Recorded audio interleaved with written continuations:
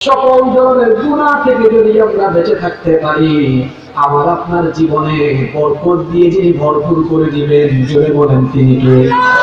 আল্লাহকে ভয় করে যখন গুনার কাজ ছেড়ে দিবেন, পাপ করবেন না, দেখবেন আপনার জীবনে কোনো টেনশন থাকবে না, দুশ্চিন্তা থাকবে না, ঋণের বোঝা থাকবে না, দারিদ্রতা থাকবে না, গরিবী হালত থাকবে না, অভাব থাকবে না, অনটন থাকবে না। জীবনটাকে সুখ শান্তি দিয়ে যিনি হৃদয়টাকে প্রশান্ত করে রাখবেন তিনি কে? সাফল্য আসবে না, এই বিষয়টি এতটাই গুরুত্বপূর্ণ। এটি আমাদের জীবনে থাকলে পরে আমাদের জীবনে সাফল্য আসবে, সুখ আসবে, শান্তি আসবে। সুবহানাল্লাহ। তাহলে বুঝতেই পারছেন বিষয়টা কত গুরুত্বপূর্ণ। এই বিষয়টা আমাদের জীবনে থাকলে সুখ শান্তি থাকবে, আর এই বিষয়টা আমাদের জীবনে না থাকলে জীবনে কোনো সুখ শান্তি থাকবে না। তাহলে আলোচনা শুরুর প্রথম লাইনটা বুঝেন। আজকে আমরা এমন একটা বিষয় নিয়ে কথা বলবো, যেই বিষয়টা আমার আপনার জীবনে থাকলে জীবনে সুখ শান্তি থাকবে, আর যে বিষয়টা না থাকলে আমাদের জীবনে কোনো সুখ শান্তি থাকবে না। সেই বিষয়টা কি? সেই বিষয়টা হচ্ছে বরকত। সেই বিষয়টা কি? সবাই তো বললেন না, সবাই বলেন বিষয়টা কি? বরকত। বরকত দেওয়ার মালিক কে? এটা পৃথিবীর কোনো নেতাও দিতে পারে না, নেত্রীও দিতে পারে না, পৃথিবীর কোনো ক্ষমতাধর মানুষও দিতে পারে না। বরকত দেওয়ার একমাত্র মালিক যিনি, জোরে বলেন তো তিনি কে? আল্লাহর তরফ থেকে যার জীবনে বরকত নেমে আসবে, ওই ব্যক্তি দুনিয়া আখিরাতের সবচেয়ে সুখী এবং সফল মানুষ হয়ে যাবে। সুবহানাল্লাহ। আর এই বরকত যার জীবনে থাকবে না, তার জীবনে কোনো সুখ শান্তিও থাকবে না। বরকত এই শব্দটির আরবি উচ্চারণ হলো বারাকাহ। এর বাংলা অর্থ হলো প্রাচুর্য, কল্যাণ, সমৃদ্ধি, সাফল্য ইত্যাদি অর্থে ব্যবহার হয়। বরকত বলতে আমরা কি বুঝি? আমরা মনে করি যে অনেক বেশি টাকা পয়সা, অনেক বেশি সম্পদ, অনেক বেশি সন্তানাদি মালিক হওয়া, এটাই মনে হয় বরকত পাওয়া। না, আধিক্যতার নাম বরকত নয়, বরং আপনি যেটা পেয়েছেন সেটা যদি আপনার জন্য ইফেক্টিভ হয়, কল্যাণকর হয়, উপকারী হয়, সেটা হলো আপনার জন্য আল্লাহর তরফ থেকে নেমে আসা বরকত। সুবহানাল্লাহ। মনে করুন একজন ব্যক্তি খুব দামি বাড়ি নাই, কোনো গাড়িও নাই। এই ব্যক্তি থাকে কোনো রকম একটা বাড়িতে, অল্প টাকা পয়সা উপার্জন করে আলু ভর্তা ডাল ভাত খেয়ে রাতের বেলা ঘুমাচ্ছে। তার কোনো ডায়াবেটিসও নাই, হাই প্রেশারও নাই, শরীরে কোনো রোগ বালাই নেই, শুইছে তো ঘুমিয়ে গিয়েছে। আরেক ব্যক্তি দামি বাড়িতে, সুন্দর বাড়িতে থাকে, দামি গাড়িতে চড়ে, তারপরে খাবার দাবারও ভালো খায়, রাতের বেলা ঘুম নাই, তার ডায়াবেটিস, হাই প্রেশার, বিভিন্ন ধরনের রোগ বালাই আছে, শান্তি নাই, সুখ নাই, ঘুম নাই। তাহলে আমরা প্রকৃত সুখী কাকে বলবো? সুস্থ ব্যক্তিকে না অসুস্থ ব্যক্তিকে? সুস্থ ব্যক্তিকে, কারণ সুস্থ ব্যক্তিরাই হচ্ছেন দুনিয়ার সেরা সুখী মানুষ। সুবহানাল্লাহ। তাইলে আল্লাহর তরফ থেকে সুস্থতা, সুখ শান্তি, পেরেশানি মুক্ত, চিন্তা মুক্ত জীবন পাওয়া মানে হচ্ছে আল্লাহর তরফ থেকে বিশেষ কল্যাণ পাওয়া। সুবহানাল্লাহ। বরকত মানে হলো আল্লাহর তরফ থেকে বিশেষ কল্যাণের মালিক হওয়া। সম্মানিত উপস্থিতি, তাহলে বরকত এটা বোঝা গেল আমাদের জীবনের অত্যন্ত গুরুত্বপূর্ণ একটি বিষয়। এটা না থাকলে পরে জীবনে সুখ শান্তি থাকে না, আর এটা থাকলে পরে সুখ শান্তির অভাবও পায় না। বরকত হচ্ছে আল্লাহ তাআলার এমন এক গোপন সৈনিক, এটা যদি কোনো ব্যক্তির সম্পদে প্রবেশ করে তাহলে সম্পদ বৃদ্ধি হয়ে যায়। সুবহানাল্লাহ। বরকত হচ্ছে আল্লাহর এমন গোপন সৈনিক, এটা যদি সন্ততির মধ্যে প্রবেশ করে সন্তানগুলো আল্লাহওয়ালা হয়ে যায়। সুবহানাল্লাহ। বরকত হচ্ছে এমন একটা বিষয়, যদি কোনো ব্যক্তির শরীরে আল্লাহর বরকত চলে আসে, এই ব্যক্তি সুস্থ জীবন, সুন্দর জীবন লাভ করে। সুবহানাল্লাহ। বরকত আল্লাহর এমন এক গোপন সৈনিক, এটা যদি কোনো ব্যক্তির সময়ে প্রবেশ করে ওই ব্যক্তির সময় বরকতময় হয়ে যায়। এটা যদি কোনো ব্যক্তির হৃদয়ে প্রবেশ করে তাহলে ওই হৃদয়টা বরকতের কারণে প্রশান্ত হৃদয়ে পরিণত হয়ে যায়। সুবহানাল্লাহ। তাহলে যে বিষয়টা থাকলে পরে আমার আপনার জীবন বরকতময় হয়ে, যে বিষয়টা থাকলে পরে আমার আপনার জীবন সুখী সুন্দর হয়ে যাবে, যদি বলেন তো সেই বিষয়টার নাম কি? আরো আসতে বলেন, সেই বিষয়টার নাম কি? আচ্ছা, আসলে তো আল কোরআন কি ওয়াজ শোনে আল্লাহ জানে। ওয়াজ শোনে বরকতের, সে বলতেছে কোরআন। আপনাদের হুঁশ আছে না বেহুশ হয়ে গেলেন? সবার হুঁশ আছে? যে বিষয়টা আপনার জীবনে না থাকলে জীবনে কোনো সুখ শান্তি থাকবে না, সেটার নাম হলো কি? বরকত। জোরে বলেন, সেটার নাম কি? বরকত। এক ব্যক্তি লম্বা হায়াত পেয়েছে, কিন্তু দেখা গেল তার এই লম্বা জীবনে কিছুই করতে পারে নাই, তার মানে তার জীবনে কোনো বরকত নাই। অনেক টাকা পয়সা উপার্জন করেছে, কিন্তু দেখা যায় কোন দিকে আসে আর কোন দিকে যায় কোনো হিসাব নিকাশই নাই, তার মানে তার জীবনে কোনো বরকত নাই। আরেকজন দেখা গিয়েছে সন্তান সন্ততি টাকা পয়সা যাই পেয়েছে, সে সবকিছু নিয়ে সুন্দরভাবে জীবনযাপন করে ইবাদত বন্দেগীতে জীবন কাটিয়ে দিয়েছে, তার মানে তার জীবনের মধ্যে বরকত আছে। তাহলে আমরা এমন একটি বরকতময় সুখী সমৃদ্ধ জীবন সবাই চাই কি চাই না? আমরা এইরকম বরকতময় জীবন চাই কি চাই না? আরো জোরে বলেন, চাই কি চাই না? এইরকম বরকতময় জীবনের অধিকারী হতে হলে আমাদেরকে 15টি কাজ করতে হবে। এই 15টি কাজ যদি আমরা করতে পারি, আমাদের গোটা জীবনকে বরকত দিয়ে যিনি ভরপুর করে দিবেন, গলার আওয়াজ বড় করে সবাই বলেন তো তিনি কে? আজকের আলোচনার পরে আমি প্রশ্ন করব, যারা প্রশ্নের উত্তর দিতে পারবেন এর মধ্যে 2 জনকে এখানে ডেকে এনে আমার তরফ থেকে হাদিয়া পুরস্কার দেওয়া হবে ইনশাআল্লাহ। তাহলে মনোযোগী থাকবে যারা, পুরস্কৃত হবে তারা। তাহলে আজকে আলোচনা শুরু হচ্ছে জীবনকে বরকতময় করার 15টি উপায়। জীবনকে বরকতময় করার 15টি উপায়। বরকত চান কি চান না? দেখেন না, অনেক মানুষের টাকা আছে, পয়সা আছে, উপার্জন করে, চাকরি করে, ব্যবসা করে, মনের সুখ নাই, শান্তি নাই, বিপদ আপদ, পেরেশানি, মুসিবত, দুশ্চিন্তা, ঋণ, কোনো কিছু তার কিছু ছাড়ে না, তার মানে ওর জীবনে কোনো বরকত নাই। আরেকজন আছে অল্প স্বল্প যাই আছে, দেখা যায় চেহারা সুরত ভালো, টেনশন নাই, আরাম আরাম ফিল হয়, শান্তি শান্তি লাগে, তার মানে তার জীবনে বরকত দিয়ে দিয়েছেন কি? এমন একটি বরকতময় জীবন আমরা পেয়ে যাব কয়টা কাজ করলে? 15টা কাজ করলে। নাম্বার 1 শুরু হয়ে গেছে। 1 নাম্বার, আল্লাহ তাআলাকে ভয় করে জীবন যাপন করলে ওই ব্যক্তির জীবনের সকল দিকে যিনি বরকত দিয়ে ভরে দিবেন তিনি কে? তাহলে বোঝা গেল তাকওয়া ভিত্তিক জীবন যাপন করবে যারা, আল্লাহর তরফ থেকে বরকতের অধিকারী হয়ে যাবে তারা। কোরআনে কারীমের 7 নম্বর সূরা সূরাতুল আরাফ 96 নম্বর আয়াতে জমলা রব্বুল আলামিন বলছেন, ওয়ালাউ আন্না আহলাল কুরা আমানু ওয়াত্তাকাউ লাফাতাহনা আলাইহিম বারাকাতিন মিনাস সামাই ওয়াল আরদ।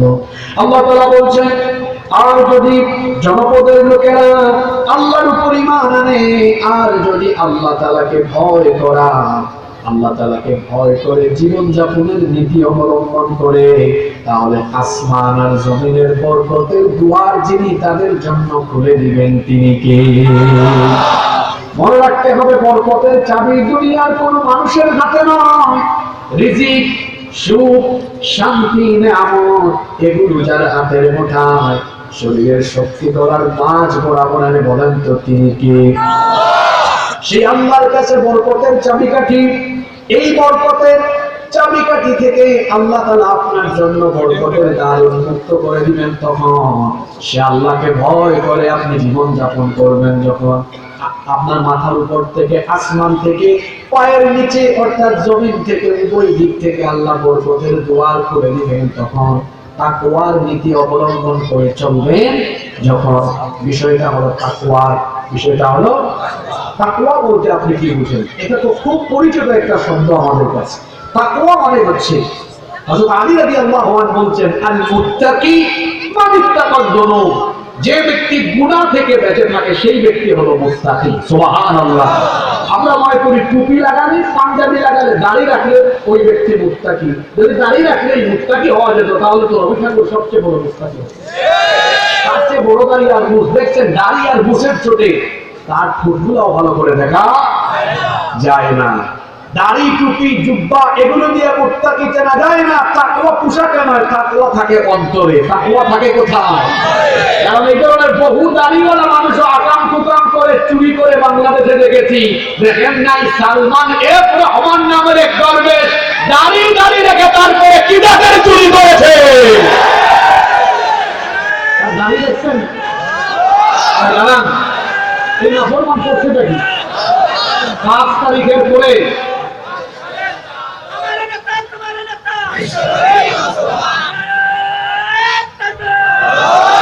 5 তারিখের পরে এই নাফরমান করছে দেখি একদম সাফা চাপ ক্লিয়ার করে দিয়েছে।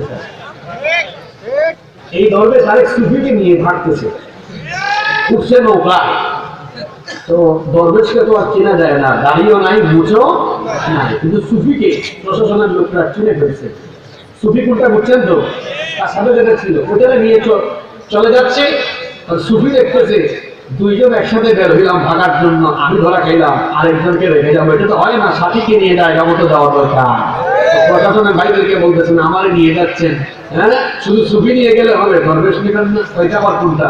ওই দেখেন চেনা তো যায় না, এটা দাঁড়িয়ে আর মুছ খাইটা ফেলছে। দাঁড়িয়ে আছে, মুছ আছে, কিন্তু চুরি তো কম করে যায়। তাহলে দাড়ি, মুছ, দাড়ি, টুপি আর জুব্বা পাঞ্জাবি লাগাইলেই মুত্তাকি হওয়া যায় না। কারণ তাকওয়া পোশাকে নয়, তাকওয়া কোথায়? বলেন তাকওয়া কোথায়? এটা থাকার জায়গা অন্তর। এই জন্য আলী রাদিয়াল্লাহু আনহু আরেকটি কথা বলতেন, তাকওয়া পোশাকে আশাকে প্রকাশ পায় না। তিনি বলতেন হিন্দা হুদুরিশ শাহাওয়াতি ওয়াল লাযযাতি ইয়াতাবায়্যানু মারহুল আফতিয়া। তিনি বড় চমৎকার কথা বলেছেন। শাহাওয়াত এবং লাজ্জাত অর্থাৎ যৌন কামনা এবং মজার কারণে সামনে আসলে পরে মুত্তাকিদের তাকওয়ার বহিঃপ্রকাশ হয়। আপনার হাতের মধ্যে মোবাইল ফোন আছে, ইউটিউবে গিয়েছেন, ফেসবুকে গিয়েছেন, একটা বাজে ভিডিও আপনার চোখের সামনে চলে এসেছে, সঙ্গে সঙ্গে আপনি আল্লাহর ভয়ে ওই ভিডিওটা স্কিপ করে চলে গেলেন, এটার নাম হলো তাকওয়া। কারণ আপনি মোবাইল ফোন হাতে নিয়ে আজে বাজে ভিডিও দেখলে এলাকার একটা মানুষও জানবে না, কিন্তু এলাকার মানুষ না জানলেও যিনি আমার সকল কর্মকাণ্ড জানেন তিনি কে? তাকওয়া থাকার জায়গা পোশাকের নাম করে। সুন্দর পোশাক পরে আপনি ঢাকা একটা অফিসে চেয়ারে বসে আছেন, রাষ্ট্রীয় দায়িত্ব, দেখলে চেহারা ছিল, দেখলে মনে হয় একেবারে ফেরেশতার মতো চেহারা, কিন্তু মানুষ একটা ফাইল নিয়ে আসলো, আপনি ঘুষ ছাড়া কাম করেন না, তাহলে বুঝা গেল পোশাকে আশাকে তাকওয়া নয়, বরং ঘুষ নিয়ে আসলে আল্লাহর ভয়ে ঘুষের টাকা ফিরাইয়া দেওয়ার নাম হলো তাকওয়া। এইভাবে করে ছোট হোক বড় হোক সকল গুনাহ থেকে আল্লাহর ভয়ে নিজেকে বাঁচিয়ে রাখার নাম হলো, আস্তে বলবেন না, জোরে বলেন, সেটার নাম কি? তাহলে গুনাহ সেটা ছোট হোক বা বড় হোক, গুনাহ থেকে বেঁচে থাকা আর নেক আমল করা, এটার নাম হলো তাকওয়া। আমরা যদি এইভাবে আল্লাহকে ভয় করে সকল ধরনের গুনাহ থেকে যদি আমরা বেঁচে থাকতে পারি, আমার আপনার জীবনে বরকত দিয়ে যিনি ভরপুর করে দিবেন, জোরে বলেন তিনি কে? আল্লাহকে ভয় করে যখন গুনার কাজ ছেড়ে দিবেন, পাপ করবেন না, দেখবেন আপনার জীবনে কোনো টেনশন থাকবে না, দুশ্চিন্তা থাকবে না, ঋণের বোঝা থাকবে না, দারিদ্রতা থাকবে না, গরিবী হালত থাকবে না, অভাব থাকবে না, অনটন থাকবে না। জীবনটাকে সুখ শান্তি দিয়ে যিনি হৃদয়টাকে প্রশান্ত করে রাখবেন তিনি কে? এটা আমার কথা নয়, কোরআন কারীমের 65 নম্বর সূরা সূরাতুত তালাকের 2 নম্বর আয়াত থেকে আল্লাহ কি বলছেন শুনেন, ওয়া মাইয়াত্তাকিল্লাহা ইয়াজআল লাহু মাখরাজা ওয়া ইয়ারযুকুহু মিন হাইথু লা ইয়াহতাসিব ওয়া মান ইয়াতাওয়াক্কাল আলাল্লাহি ফাহুয়া হাসবুহু ইন্নাল্লাহা বালিগু আমরিহি ক্বাদ জাআলাল্লাহু লিকুল্লি শাইইন قدرا আল্লাহ তাআলা বলছেন আর যে ব্যক্তি আল্লাহকে ভয় করে জীবন যাপন করবে আল্লাহ ওই ব্যক্তির সকল সংকীর্ণতা বিপদ আপদ দূর করে দিবেন। যদি আপনার জীবনে বিপদ আপদ না থাকে জীবনটা অসুখী হবে না সুখী হবে? আল্লাহ বলছেন যে ব্যক্তি আমাকে ভয় করে জীবন যাপন করবে তার জীবনের সকল বালা মুসিবত বিপদ আপদ আমি আল্লাহ দূর করে দিব। রিজিকের টেনশন করা লাগবে না। ওয়ায়ারযুকুহু মিন হাইথু লা ইয়াহতাসিব, ধারণা করবে না কল্পনা করবে না এমন জায়গা থেকে তার রিজিকের ব্যবস্থা যিনি করে দিবেন তিনি কে? আপনি কি আয়াতটা বুঝতে পারছেন? কথাগুলো ওজন আপনি আল্লাহকে ভয় করে চললে রিজিক কোথা থেকে আসবে আপনার চিন্তা নাই। কোথা থেকে আপনার কি হবে আপনার কোনো টেনশন করা লাগবে না। আপনার জীবনে যা দরকার সব আল্লাহ আপনাকে দিয়ে দিবেন। সুবহানাল্লাহ। এই কোয়ালিটি অর্জন করেন। এক নম্বর, ভয় করতে হবে কাকে? ও আমার যুবক ভাইয়েরা, আপনারাই তো আজকের মাহফিলের মূল আকর্ষণ। হ্যাঁ, কারণ এই যুবকরা সজাগ থাকলে সচেতন থাকলে আমার জাতি সঠিক পথে থাকবে। এই যুবকরা সচেতন ছিল বলে এই দেশে ফেসিবাদ এবং ফেসিবাদের দোসররা মাথা চাড়া দিয়ে উঠে ভারতীয় আধিপত্যবাদ প্রতিষ্ঠা করতে পারেনি। আবু সাইদ, মীর মুগ্ধ এবং তাদের মতো আরো লক্ষ লক্ষ যুবকরা বাংলাদেশে আছে বলে এই বাংলাদেশে ইসলাম বিরোধী শক্তি মাথা চাড়া দিয়ে দাঁড়াতে পারেনি। এই যুবকরা যতদিন সত্যের পথে থাকবে আমার এই বাংলাদেশকে সঠিক পথ থেকে কেউ বিচ্যুত করতে পারবে না ইনশাআল্লাহ। আমার এই যুবক ভাইদেরকে সঠিক পথে রাখার জন্য যে কোয়ালিটিটা যুবকদের অন্তরে ধারণ করতে হবে সেটার নাম তাকওয়া। ও আমার যুবক ভাইয়েরা, আমি আপনি মোবাইল হাতে নিয়ে কি করি, আমি আপনি কি দেখি কি করি, এটা অন্য কেউ না জানলেও যিনি জানেন তিনি কে? ওই আল্লাহকে ভয় করে যারা জীবন যাপন করবে তাদের জীবন বদলে যাবে। আল্লাহকে যারা ভয় করে তামাম দুনিয়া তাদেরকে ভয় করে, আর যারা আল্লাহকে ভয় করে না এদের অন্তরে মানুষের ভয় ঢুকে যায়। অনেক সময় অনেককে বলতে শোনা যায় এই যে বড় বড় আলেম ওলামারা অনেক সময় ভয় ভীতি না পাইয়া সত্য কথাগুলো জালিমের সামনে বলে এত সাহস তারা কোত্থেকে পায়? এই সাহসের মূল উৎসকে বলে মূল উৎসকে আল্লাহ যখন কারো অন্তরে সাহস ঢেলে দেন, যে ব্যক্তি আল্লাহকে ভয় করে আল্লাহ ওই ব্যক্তির অন্তরে এমন সাহস ঢেলে দেন সে তখন দুনিয়ার কোন পরাশক্তিকে ভয় করে না, কারণ আল্লাহকে যে ভয় করে তামাম দুনিয়া তাকে ভয় করে। জন্য আমাদের অন্তরে থাকবে কার ভয়? যাদের হৃদয়ে আছে আল্লাহর ভয় তারা তবু পথ ভুলে যায় না। আল্লাহর প্রেম ছাড়াই দুনিয়ায় কারো কাছে কোনো কিছু চাই না, কারো কাছে কোনো কিছু চাই না। অন্তরে থাকবে কার ভয়? তাহলে জীবনটা বরকত দিয়ে একদম ভরপুর হয়ে যাবে। বরকতের সাগরে আল্লাহ আপনাকে ডুবায় রাখবেন যদি আপনি আল্লাহকে ভয় করে জীবন যাপন করেন। সুবহানাল্লাহ। আজকে কিন্তু ওয়াজের শেষে, আলোচনার শেষে বিশেষ একটা পর্ব আছে, মনে আছে তো? প্রশ্ন হবে কিন্তু সিলেবাসের বাইরে থেকে, সিলেবাসের ভেতর থেকে মনোযোগী থাকবেন। নাম্বার 2 নাম্বার, জীবনে বরকত পাবে তারা আল্লাহর নামে সকল কাজ শুরু করবে যারা। আল্লাহর নামে সকল কাজ শুরু করবে যারা জীবনে বরকত পাবে তারা। কারণ বরকত দেওয়ার একমাত্র মালিক যিনি তিনি কে? সে আল্লাহর নামে যে কোনো কাজ আরম্ভ করলে আমাদের সকল কাজের ভেতরে যিনি বরকত দিয়ে দিবেন তিনি কে? আপনি বাড়িতে ঢুকবেন, ঢুকার সময় আল্লাহর নামে ঢুকে, যখন খাবার খাবেন আল্লাহর নামে খাবারটা খান, যখন আপনি বক্তব্য আরম্ভ করবেন আল্লাহর নামে বক্তব্য আরম্ভ করেন। অর্থাৎ একজন মুমিনের 24 ঘন্টার যে কোনো কাজ আরম্ভ হবে যার নামে তিনি কে? আল্লাহ নবী কি বলেছেন শুনেন, এটি মুসলিম শরীফের হাদিস। জাবির ইবনে আব্দুল্লাহ রাদিয়াল্লাহু আনহুমা এই হাদিসের বর্ণনাকারী সাহাবী, তিনি বলছেন আল্লাহ নবীকে আমি বলতে শুনেছি, নবীজি বলেছেন ইদা দাখালার রাজুলু বাইতাহু ফাযাকারাল্লাহু ইনদা দুখুলিহি ওয়া ইনদা তাআমিহি ক্বালা আশ-শাইতান লা মাবিতা লাকুম ওয়া লা আশা।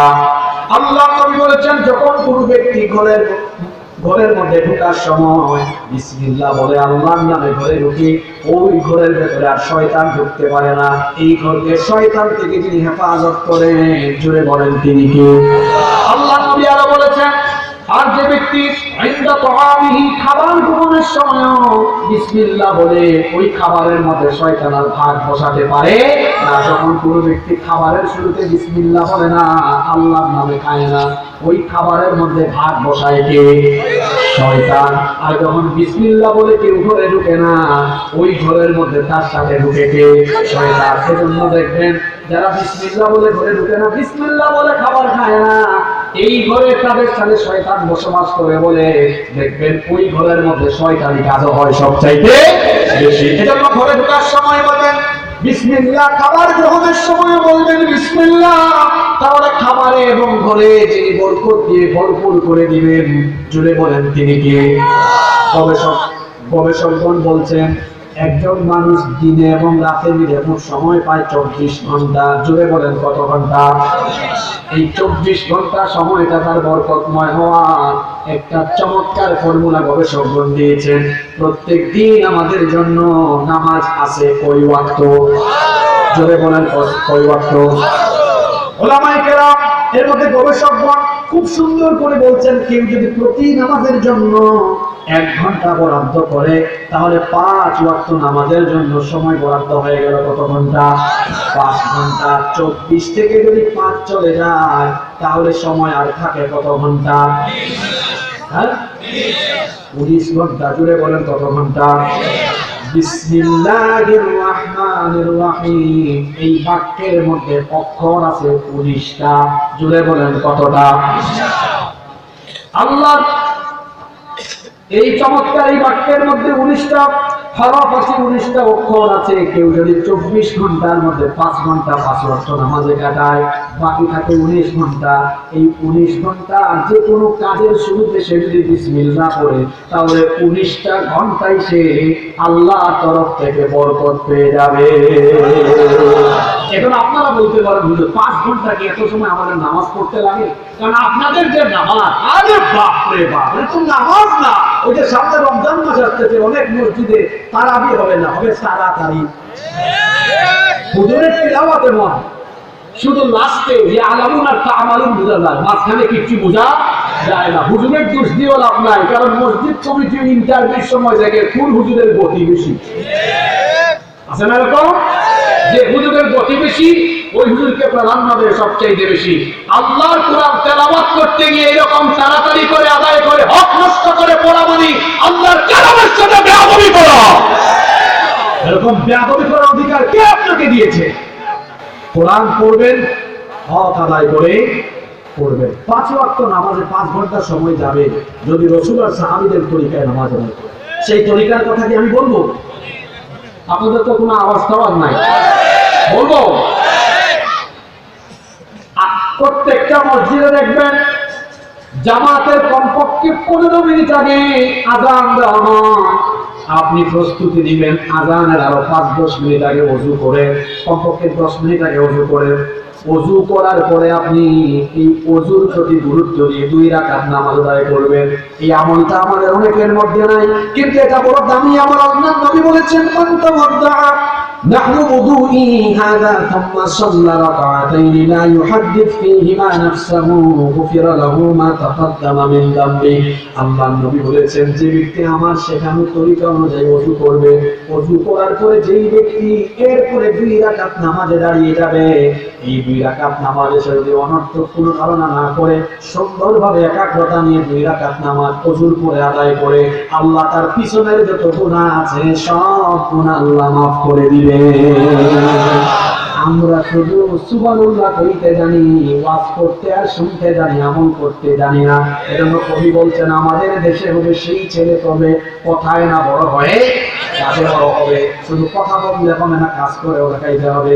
এই জন্য ওযুর শেষে এই 2 রাকাত নামাজ আদায় করবেন।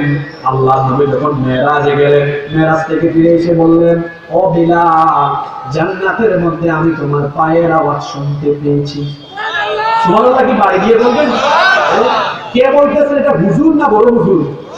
বড় হুজুর বলছেন, বিলাল তুমি কি